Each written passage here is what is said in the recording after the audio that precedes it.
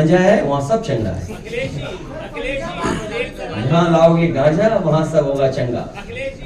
तो आप प्रतापगढ़ में कितना पकड़ा गया? सर कई किलो की करोड़ों का सुना हमने कि मशीन लगाई गई पैसा गिनने के लिए। 22 घंटा लगे सर, है? 22 घंटे और लगे। पुलिस थक गई। हम ऐसे पुलिस के लोगों को बधाई देना चाहते हैं कि जिन्होंने गांजा पकड़ा है उत्तर प्रदेश में। ऐसी पुलिस जो गांजा पकड़ रही है उसको पुरस्कार मिलना चाहिए, सम्मान मिलना चाहिए। अखिलेश जी, चुनाव आयोग पर निरंतर मैं आरोप उनको धन्यवाद देता हूँ कि उन्होंने गांजा पकड़ा है।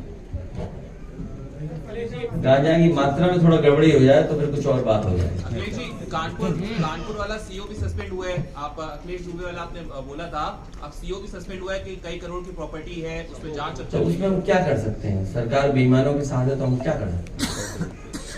और हमारे वीरिया जी हैं, उन अखिलेश दुबे का हर रूप जानते होंगे क्योंकि वीरिया जी भी वकालत करते हैं। हाँ, बंद करती हूँ।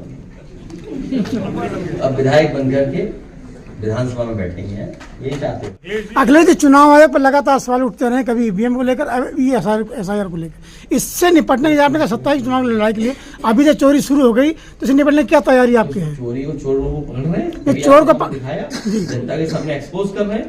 अभी बिहार में हार जाएंगे, पूरा एक्सपोज हो जाएंगे। अखिलेश जी, आप किया, उसकी मौत हो गई कल है? मुजफ्फरनगर में जो छात्र ने आप हाँ, ये बात देखिए आप। हाँ, ये बहुत गंभीर विषय उठाया। मैं धन्यवाद देता हूँ कि जो गंभीर विषय उठाया। सुनने में आ रहा है कि वहाँ प्रधानाचार्य या एडमिनिस्ट्रेशन ने जो जिस तरह का व्यवहार किया, पुलिस ने उसकी वजह से जान चली गई एक छात्र की। ये सरकार पता नहीं कैसी है, कोई परवाह नहीं कर रही।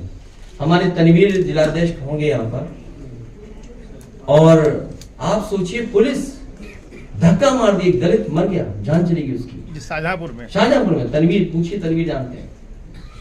सवाल ये नहीं हो किस पार्टी का कार्यकर्ता, सवाल है कि आप धक्का मार दिए।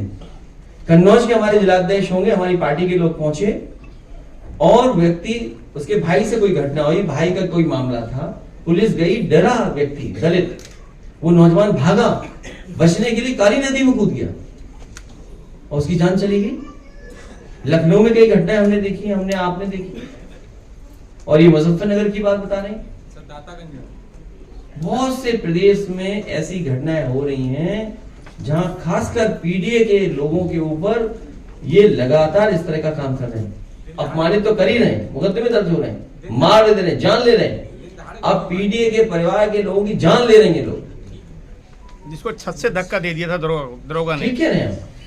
और एक और ये जो अभी गोंडा में हुआ, जी गोंडा में भी तो हुआ जी, वहां भी हुआ। जब आप पुलिस से, मैंने कई बार इसी प्रेस में कहा कि जब पुलिस से आप पॉलिटिकल काम लोगे, चुनाव जीतने और हारने के लिए काम कराओगे, अपने गलत काम कराओगे। आप एक चैनल ने नहीं बताया प्रतापगढ़ में जो गांजा पकड़ा गया वो किस पार्टी का नेता है? बताओ किस पार्टी का नेता है? भाजपा का है, सब जानते हैं। अभी एक और लखनऊ पकड़ा गया था, कहीं और पकड़ा गया, वो भी भाजपा का था। पूरी भाजपा गांजा का काम कर रही है। ये नया तरीका है, देखिए, यही तो डबल इंजन है।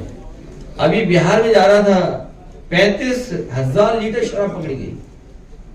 35,000 लीटर शराब पकड़ी गई जो बिहार जा रही थी कई महीनों में। और कोई दवा है जो खांसी की, क्या बोलते हैं उसको, हाँ, वो जौनपुर और बनारस में चल रहा था मामला, जौनपुर और बनारस में सब बीजेपी वाले शामिल है उसमें। बड़े पैमाने पे जो खांसी की दवा का नशे के लिए दूसरी प्रदेश में जा रही थी, उसमें सब बीजेपी के लोग थे शामिल।